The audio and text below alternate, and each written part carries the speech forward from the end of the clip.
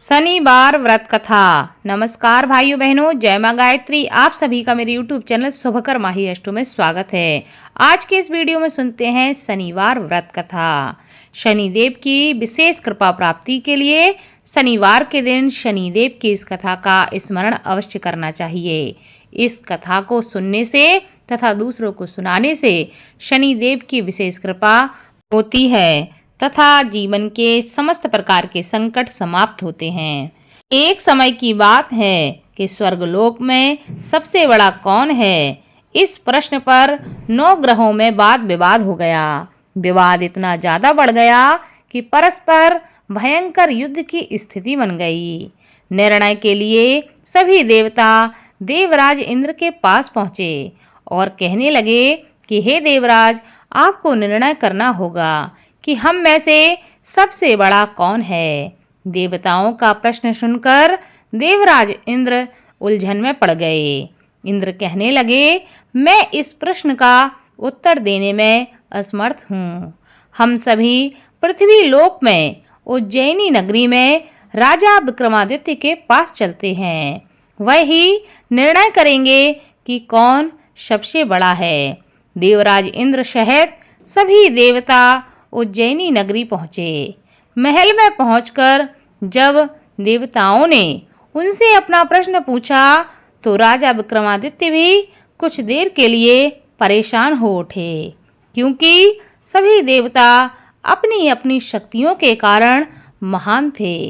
किसी को भी छोटा या बड़ा कह देने से उनके क्रोध के प्रकोप से भयंकर हानि पहुंच सकती थी। अचानक राजा विक्रमादित्य को एक उपाय सूझा और उन्होंने विभिन्न धातुओं स्वर्ण, रजत, कांसा, तांबा, चांदी, सीसा, रांगा, जस्ता, अभ्रक व लोहे के 9 आसन बनवाए। धातुओं के गुणों के अनुसार सभी आसनों को एक दूसरे के पीछे रखवाकर उन्होंने देवताओं को अपने अपने सिंहासन पर बैठने के लिए कहा। देवताओं के बैठने के बाद जब राजा विक्रमादित्य ने कहा, आपका निर्णय तो स्वयं हो गया है। जो सबसे पहले सिंहासन पर विराजमान है वही सबसे बड़ा है। राजा विक्रमादित्य के निर्णय को सुनकर शनिदेव को बड़ा ही क्रोध आया।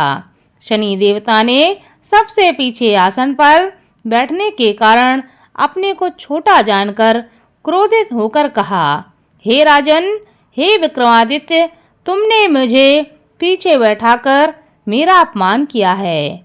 तुम मेरी शक्तियों से अभी परिचित नहीं हो। मैं तुम्हारा सर्वनाश कर दूंगा। शनिदेव ने कहा, सूर्य एक राशि पर 1 महीने, चंद्रमा 2.25 दिन, मंगल 1.5 महीने, बुध और शुक्र 1 महीने, बृहस्पति 13 महीने रहते हैं, लेकिन मैं किसी राशि पर 7.5 वर्ष तक ही रहता हूँ। बड़े बड़े देवताओं को मैंने अपने प्रकोप से पीड़ित किया है। राम को 7.5 के कारण ही वन में जाकर रहना पड़ा और रावण को 7.5 के कारण ही युद्ध में मृत्यु का शिकार बनना पड़ा। राजा, अब तू भी मेरे प्रकोप से बच नहीं सकेगा। इसके बाद अन्य ग्रहों के देवता तो प्रसन्नता के साथ वहां से लौट गए, परंतु शनिदेव बड़े क्रोध के साथ वहां से विदा हुए। राजा विक्रमादित्य पहले की तरह ही न्याय करते रहे। उनके राज्य में सभी स्त्री पुरुष बहुत आनंद से जीवन यापन कर रहे थे। कुछ दिन ऐसे ही बीत गए। उधर शनि देवता अपने अपमान को अभी भी नहीं भूले थे। विक्रमादित्य से बदला लेने के लिए एक दिन शनिदेव ने घोड़े के व्यापारी का रूप धारण किया और बहुत से घोड़ों के साथ उज्जैनी नगरी पहुंच गए।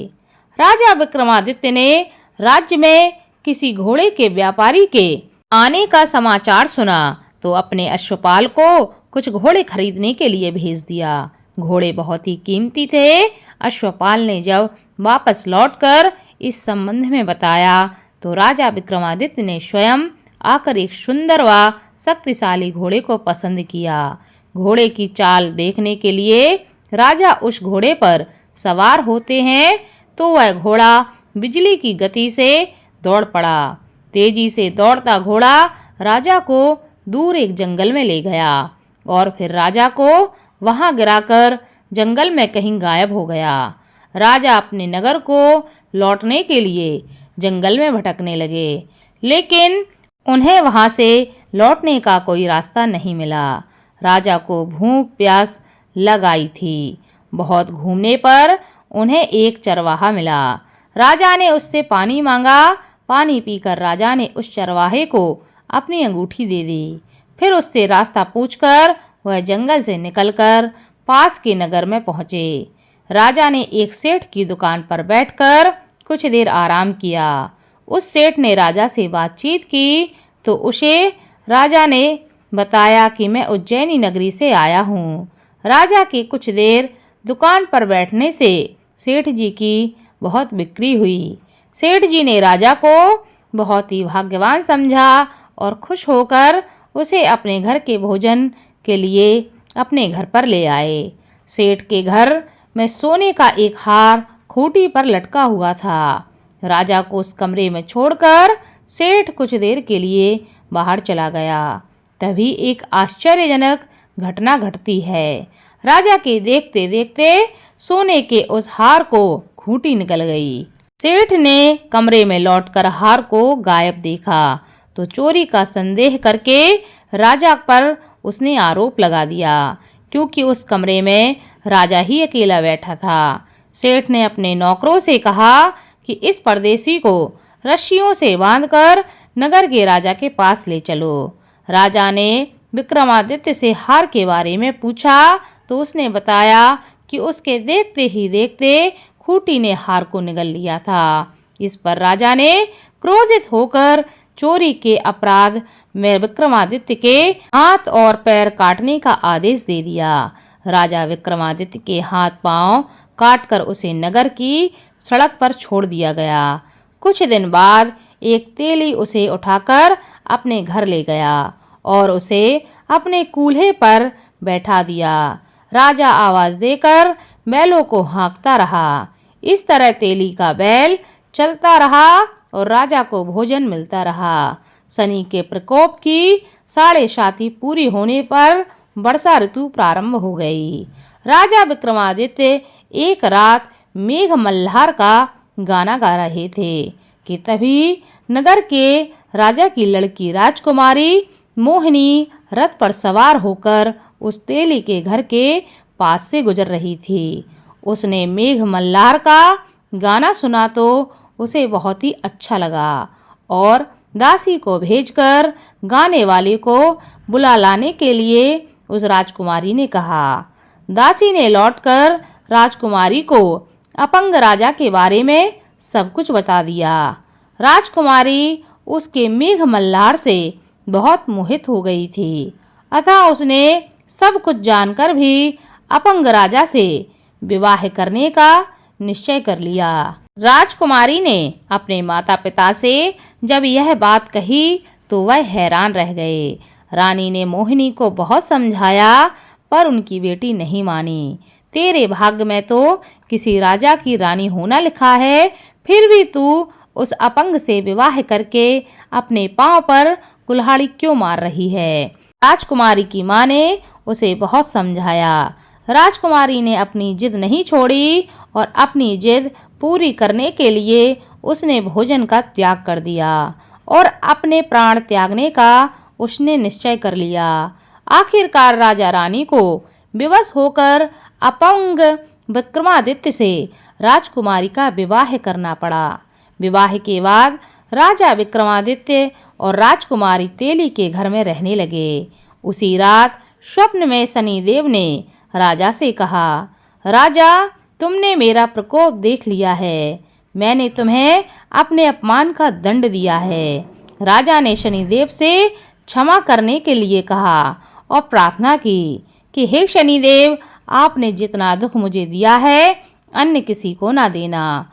शनिदेव ने कुछ सोचकर कहा, राजा, मैं तुम्हारी प्रार्थना स्वीकार करता हूँ। जो कोई स्त्री पुरुष मेरी पूजा करेगा, मेरी कथा का श्रवण करेगा, उस पर मेरा क्रोध कभी नहीं होगा। जो भी शनिवार को व्रत करेगा, मेरी कथा को सुनेगा, दूसरों को सुनाएगा, उस पर मेरी अनुकंपा सदा बनी रहेगी।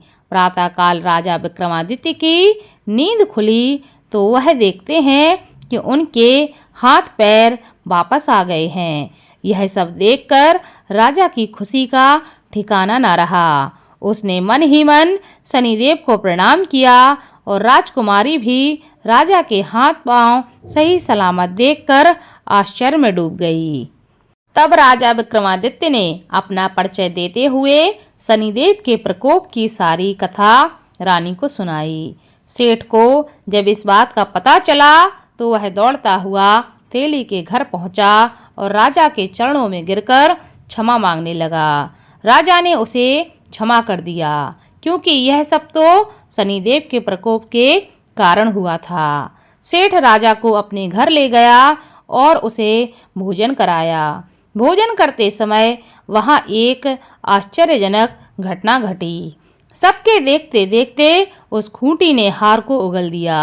सेठ जी ने अपनी बेटी का विवाह भी राजा के साथ कर दिया और बहुत सी स्वर्ण आभूषण देकर, धन आदि देकर राजा को वहां से विदा कर दिया।